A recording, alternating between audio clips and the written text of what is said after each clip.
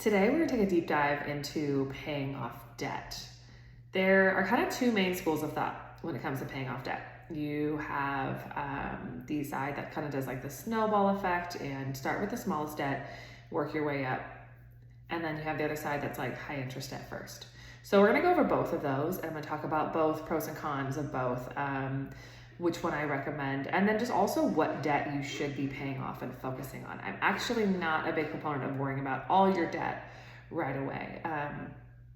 Especially with certain people, you need to start investing, especially at a certain age. So you don't want to be focused too much on debt. It is important and you want to get out of debt, but sometimes you do need to balance it with investing as well. So we're going to kind of go through all of that and break all that down. We've gone through budgeting, we've talked about that, and I've briefly touched on debt, but just haven't really given you guys like a full breakdown or information of how I would recommend getting it paid off. So let's start with the snowball effect first. So you have this, school of thought, Dave Ramsey's a big one on this. He's big on the snowball effect, where you have, you line up your debt and you throw out interest rates. So you're not all worried about interest rates here. You're throwing that out.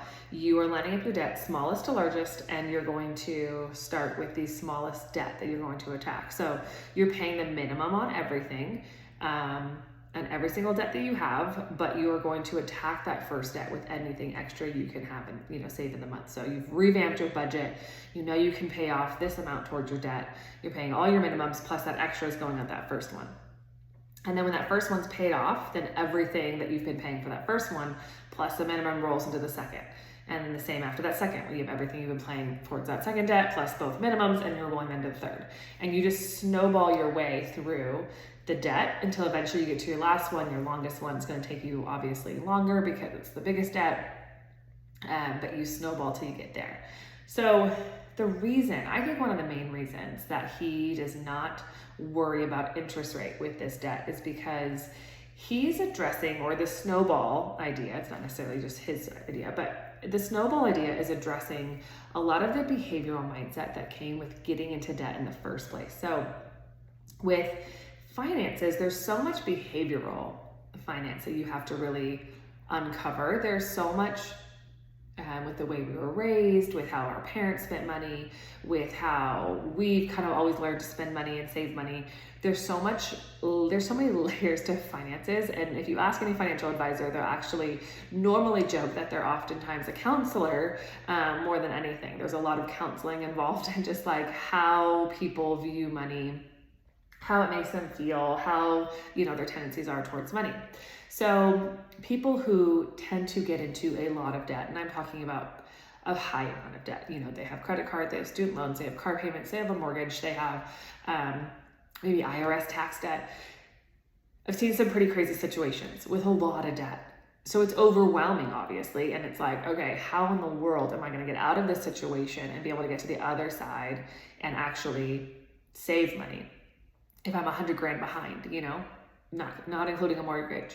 So that is what that snowball effect is really addressing, the mindset behind that, and just needing to get some wins with debt payoff. So you just start, when you're paying that off and you're using the snowball, you start to get some wins, and those wins just help motivate you and push you to that next debt and that next category.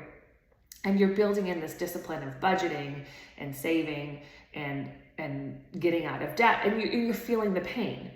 You're feeling the pain a little bit too, in which you have to, it keeps you from getting back into debt because you are paying some higher interest, you are losing out, and you realize, I never want to be in this situation again. I'm never going to do this again. So I do think that really addresses behaviorally, getting into debt in the first place.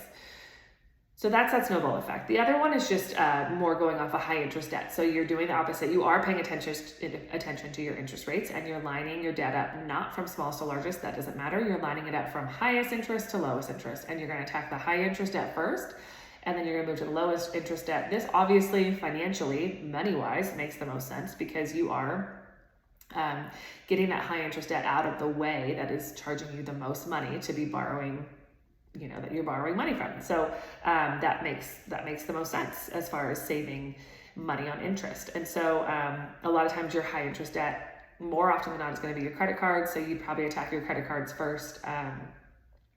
Your lower interest debt is more than likely your car payments. Obviously your mortgage lately, but that's not really one you're attacking. But, then student loans obviously have been paused so much during COVID. A lot of people were just waiting on those. So the high interest debt, that definitely, I like both of these. There's not one I probably like more than the other. I really think you have to kind of analyze yourself, and you have to think about yourself and see what makes sense for you.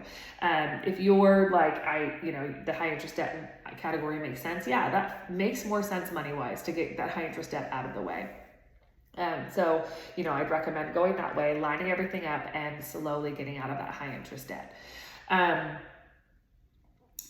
What type of debt should you be paying off? So I think priority debt to pay off is credit cards.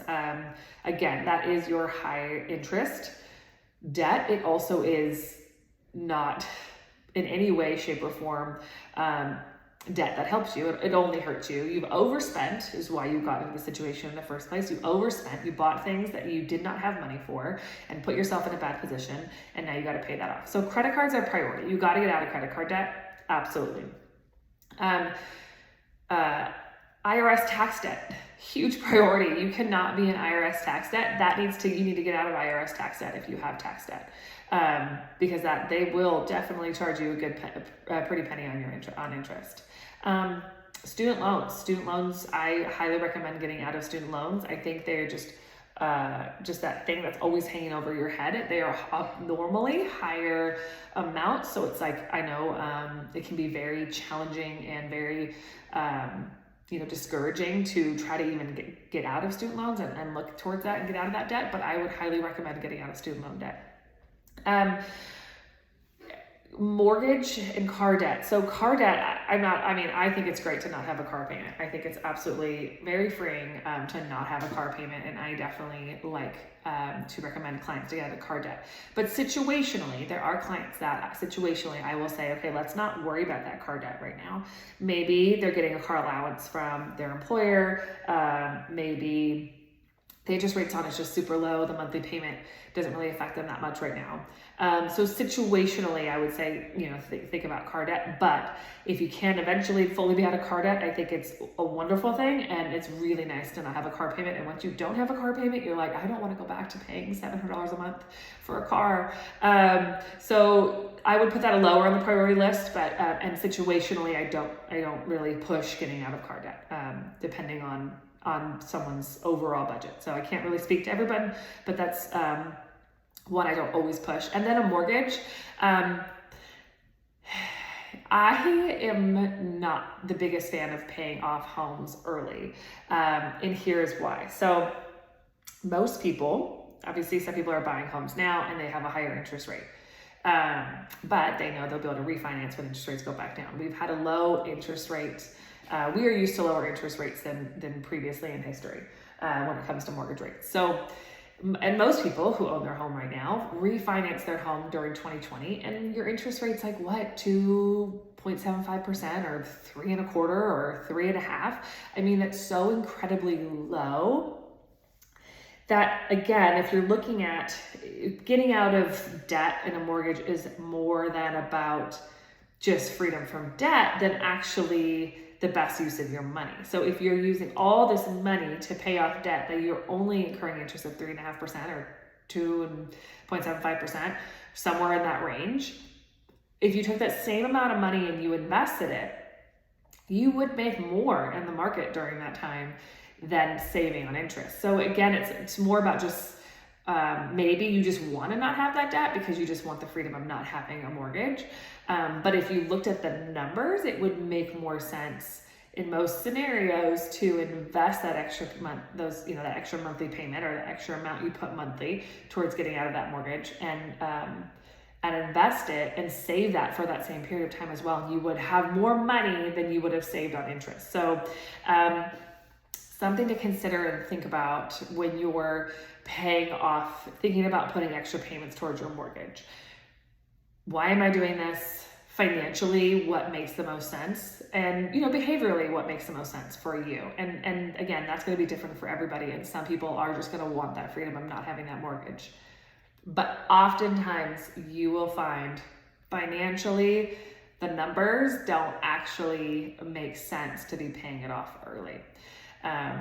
So that's kind of my thoughts on debt, which ones to focus on. Obviously, this is not advice because I don't know your personal situation. So, you're the one that knows your personal situation and the personal debt that you have. And if at any point you want an extra set of eyes to look over that debt and kind of help put a game plan together of how you should be paying that off, I'm happy to help.